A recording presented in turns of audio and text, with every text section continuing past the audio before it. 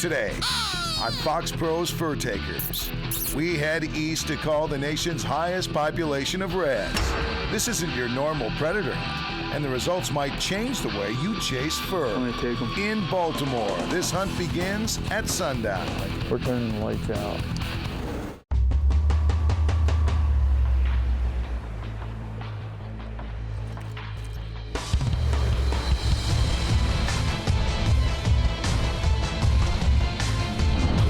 Hunting predators, it's challenging.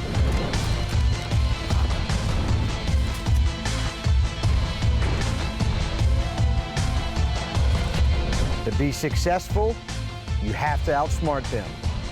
In the hunt, it's fast-paced and fast action.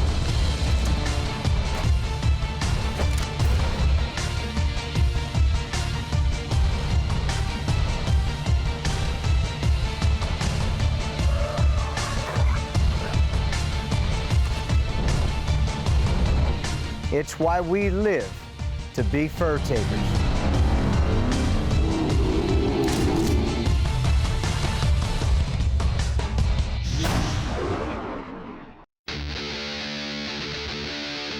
We're right here in Maryland. We're gonna hunt some red fox here.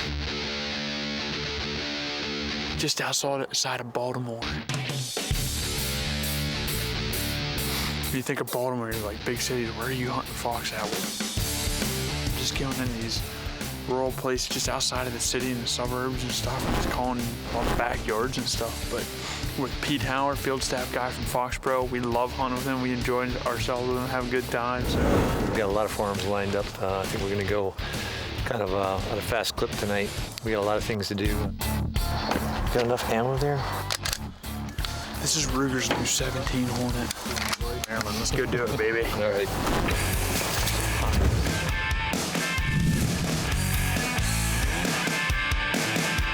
The reason we hunt at night here in the East is, first of all, you know, these predators are oftentimes more nocturnal than anything. It's blowing back this way.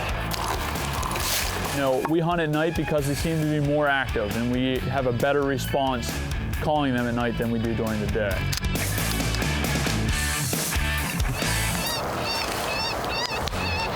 So the first stand that we were on was kind of a property with low-cut grass, and we were up on a hill. We were using some tall bushes behind us as cover to break our silhouette.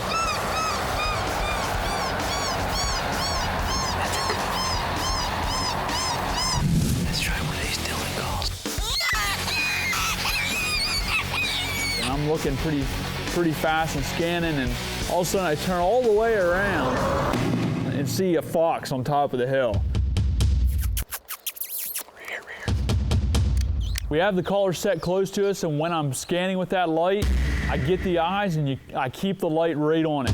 I don't take it on and off of there. I just want to keep the light right on its eyes.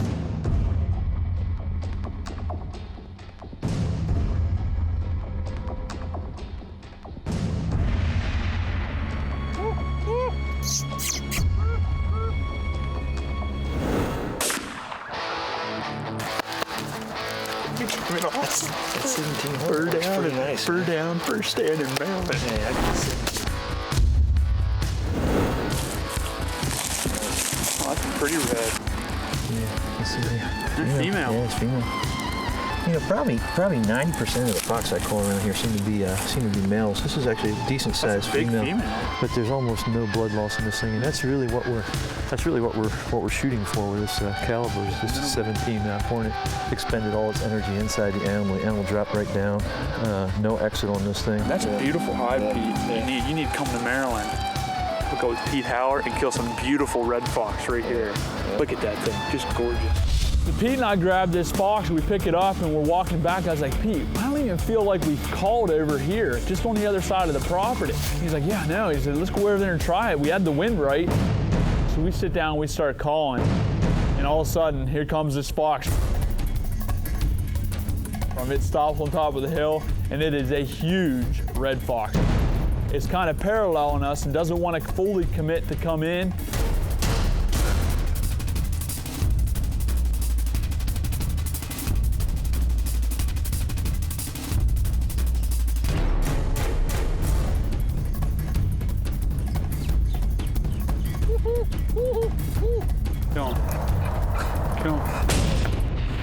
shot Pete. And Pete made a fantastic shot on this red fox. Put our second red down of the night. Here, yeah, look at the size of this thing. Holy cow! That is a big red. That's a big red, man. That is a big red. What is that? Female. Female. That's You're kidding me. That's the biggest female red I've seen. Look at the shoulders on that thing. Yeah, that's a big fox. Oh yeah, that's an old fox. There's really not a drop of blood that I can see on this animal. From that 17, it's almost like it just sealed up. This is the brand new Ruger 17 Hornet, and then we just got this year to test on these fox. This is a great caliber. What we thought was we wanted to get out here and test it, see what it was like, and the evidence is right there. We have minimal fur damage and minimal pelt damage, and that the guys that are selling fur, if you're gonna sell fur, I mean, you can't beat that. Yeah. That's like killing them and getting them in a trap almost, you know what I mean? Yeah. We're feeling pretty good. We got 2 reds in the back of the truck, and we're headed to another stand. The night's young, so we're doing great. That's the largest female I've seen. The outskirts of Baltimore, Maryland. And we're with Pete Hauer. He's got awesome stands, and he has a lot of red fox. It's mid-November, and the moon is dark, and there's a lot of young fox out there. The weather conditions are perfect. It's nice and cool. We got 2 reds in the back of the truck, and we're headed to another stand. This is a large red fox area. There's no gray fox in here. And we step out of the truck, and Pete shines light. Bam, right there's a fox standing on top of the hill. We scan a little bit more, and there's another fox. So it's kind of like a Chinese fire drill. We're grabbing everything we need to grab, the lights, the guns, the chair, and the sticks.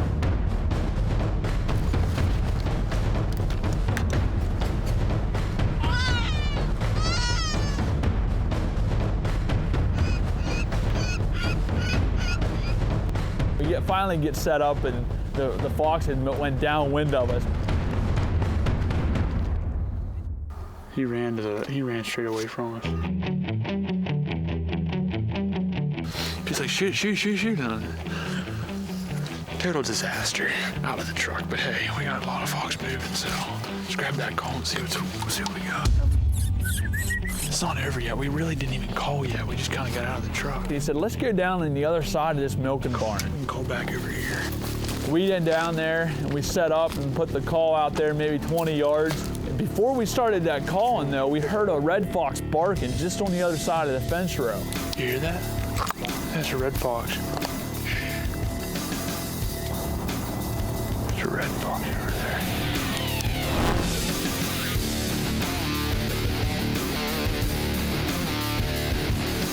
And I turned on Titmouse Tantrum, and it was about 6 minutes, and this fox steps out there.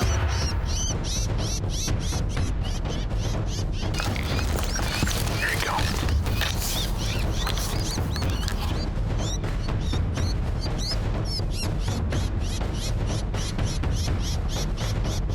And it comes up there and stops about 80 yards.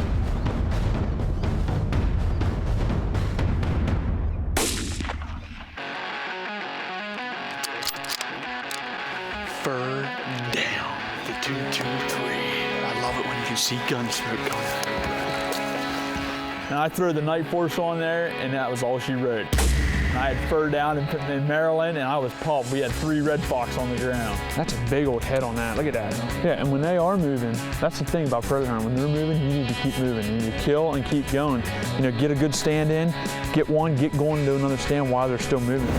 Predator hunting is different than other types of hunting because it's fast. It's fast-paced. You're in and out of the truck. You're at many different locations. You're not sitting in the same spot forever and for hours waiting on, you know, other things to come to you. You know, you're setting up, maybe sit there for 10, 15 minutes, call in a red fox, dump that one, and go to another stand. That's predator hunting.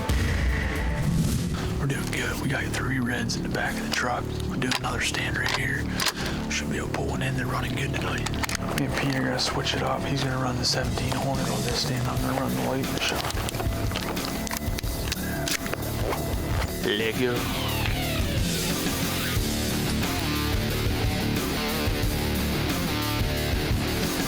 We just turn it into fox motion. That way the sound's getting cast back and forth and scattered around. Makes it sound more realistic. And it can happen quick. It could happen as early as 20 seconds, 30 seconds, or faster. So as soon as I turn the call on, I'm looking for approaching predators.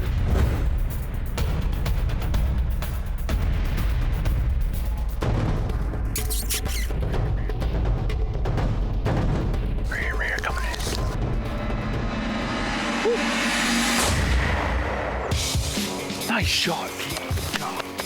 Another one shot. Good furry tail. Look at that big, long, fuzzy tail. He doesn't look too aged up or anything. He looks like a good, clean hide. Comes skirting right out of the edge of this wood line, just like Pete said they would. Your Ruger's on the money, man. You like that? Yeah, that's pretty nice. That baby shoots, man. That's a fast, little 17 Hornet. That night force on there is pretty sweet, too. Yeah, it makes your job a lot easier at night, doesn't it? Yeah, it sure does. Yeah, I bet it's, what, probably 50 or 60 yards, Pete? Something like that. It's that type of hunting where it's fast-paced, and that's what it's all about. It's you sit down, you call, get one to come in. You don't have a tag. There's no limit on fox. It's not that we just totally want to eradicate the population of predators, but it's very good conservation practice to control their population. So, and that's why we do it.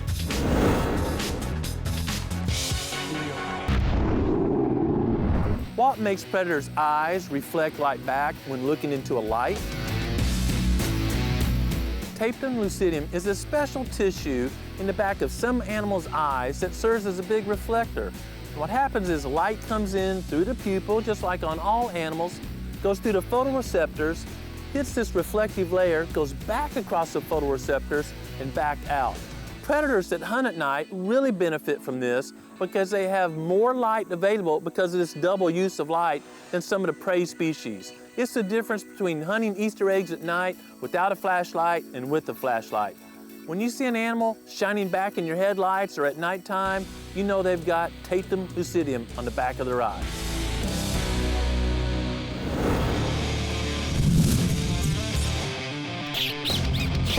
Nice shot. We're in the highest population of red fox in the whole United States, right here in Baltimore, Maryland. And you're driving down the road, and there's Baltimore, Maryland. It's like, okay, where am I gonna set up and call predators here? But that's the point of this show. You can essentially call predators in your backyard. They're everywhere. They adapt to different habitats and lifestyles. Here we go. They're still running. It's a pretty good spot. I've called this spot with Pete before.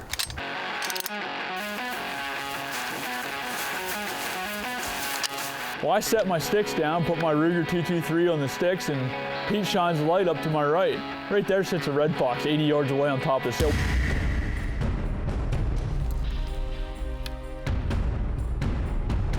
And it's sitting there looking at us, and it starts to go away. You know, when I decide to take a shot. We didn't even turn the call on, man. We didn't even turn the call on yet. What do? You know, what should we do? We just killed one, we just shot. And Pete and I were like, hey, let's turn the call on. There's more reds here. Where do you want to put the call at? A lot of them come right in here because there's a crossing right down in here. Well, I think at nighttime it's imperative that you keep the caller close to you for multiple reasons. Probably the most important is you want the animals to be looking in your direction. So we turned the call on, played titmouse tantrum.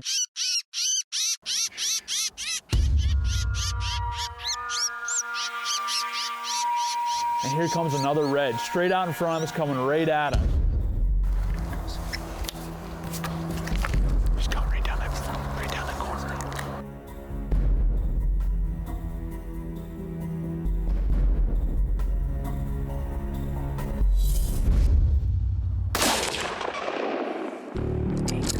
That's how you make a stand work. We sat here forever.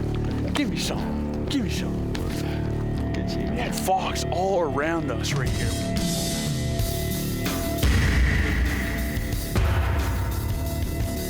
A little bit of a Texas heart shot on that one. It's the only thing I had. Well, there's one. Let's go get the second one. Are you kidding me? Oh, that's a big fox too. Yeah, he's got mange on him.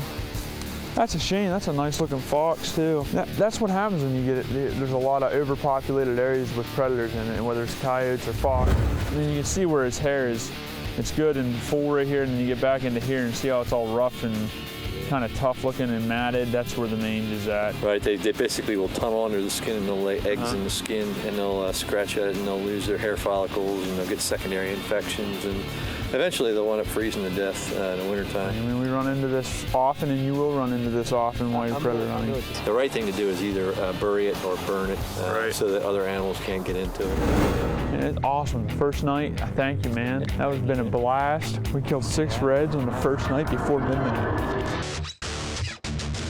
Having access has got to be the #1 rule in predator hunting, having places to go to call in fox or coyote.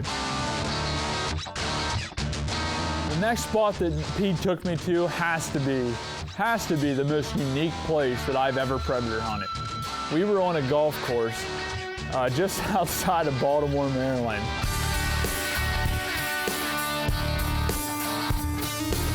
It turns out that these fox and raccoons will go out and they will dig holes up in the greens, and whether they're looking for grubs or what they're looking for, but they can be quite destructive. So we came in to give them a hand and cut some of their losses on the golf green.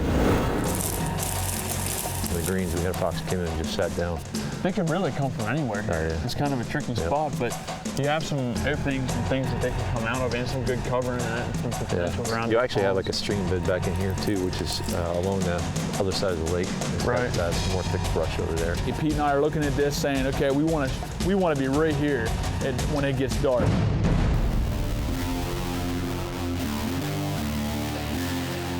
Get my wool socks on, cause it's chilly outside. We're gonna kill some red fox tonight. We got good weather conditions. Temperatures are dropping.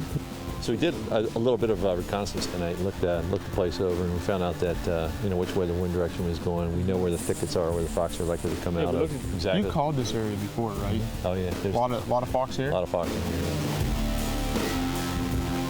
Just keeping the card to keep score. Just keeping score. We need a scorecard. Now we're driving around on golf carts, okay? We have all our gear in golf carts. How many times can you go predator hunting and say you were in a golf cart?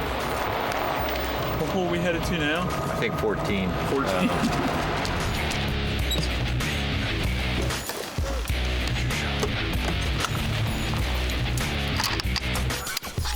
I'm like rolling in on a stand with a golf cart. Set by this tree right here, Pete, and put the call right down here on the green.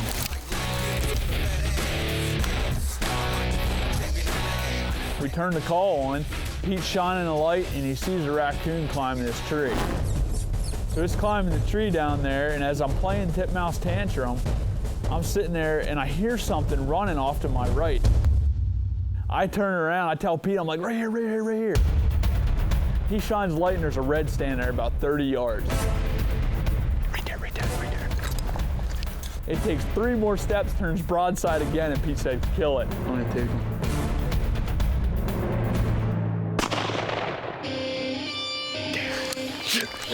On the golf course. How about that? 4. I just put a hole in 1. Bam! Give me something. Yeah. 4. Just make it nice and easy walking on this little path like this. Oh man, that's a nice fox. Look at that. He's got a bobtail. See that? You don't get to see too many like that. That's pretty cool though. What happens is, they could get, they can lose their tail, either they're born like that or they're fighting or from breeding. Oh yeah, that's an old one. Big old red fox right here in Maryland. And it was just unreal that we were able to kill a red fox on this golf course. Fur down, baby. We're headed back to the truck. We're gonna be done and call it quits for the night. And I spot a red fox out there about 500 yards. Fox right here on top of the hill. I'm gonna turn titmouse tantrum on Pete. You see him right there? I just set the shockwave right beside me and turned on baby cottontail. And I'm looking at this fox up on the hill and it starts coming. So I switch to titmouse tantrum and it starts coming even more. It's kind of weaving back and forth coming down this hill. He's coming, yeah, he's coming. And it starts to get a little bit funky on us and he starts to go away. There he is, kill him right there, kill him. I stop it one last time. Nice shot, man. Fur down, baby. And Pete put a tremendous shot on this thing. We stepped it off. It had to be 160 yards, and he put this red fox down. Roughly how far is a poke, Abner? Poke's about 150, 175, especially at night. But that's number 8. Yeah. 8 red fox, and this has been an absolutely amazing hunt, man. I've had a blast down here. And what a way to close out the deal and close the night off to a great hunt in Baltimore, Maryland.